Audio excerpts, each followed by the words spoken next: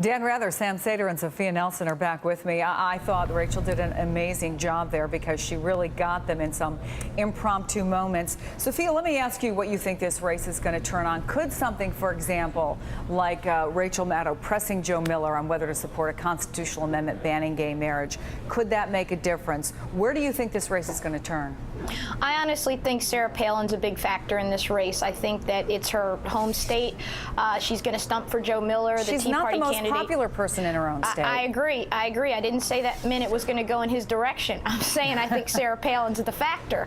And I think that it depends on whether Palin gets her people out and can rally those people that still support her, or whether there's a backlash against Sarah Palin stumping for Joe Miller. I don't think Murkowski has much of a chance, just because write-ins are very difficult to pull off. You have to be very sophisticated. Yeah, Dan, we talked earlier in the hour about how you've been researching all of this. You've lived through a few elections in your time.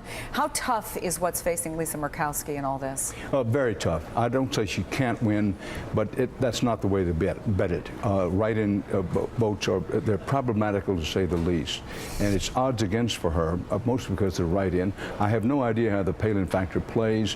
While there are a lot of people in Alaska who are tired of Sarah Palin, some never liked her, she does have the ability to activate the base, that is the strongly anti-Obama base. She has this amazing it factor, you know, this star power that she brings in. She was getting criticized for, you know, seeming dropping off the earth in Alaska. Now she's coming back because she sees that he needs the help. I think it's going to be a backlash. I mean, look, who's going to vote for Joe Miller that wasn't going to vote for Joe Miller because Sarah Palin says to do it?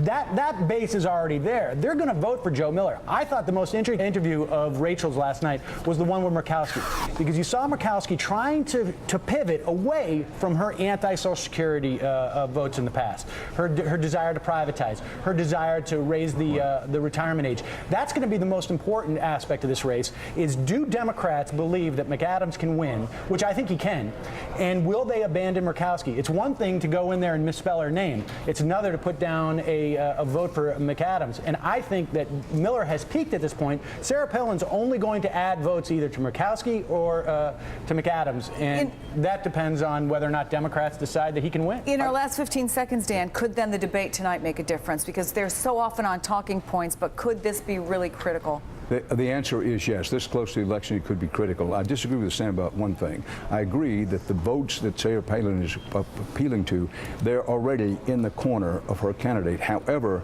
she can get out the vote enough possibly to make the difference. But I do think that the debate tonight could be decisive. I can't wait to see it. Dan, Sam, Sophia, thanks to all of you.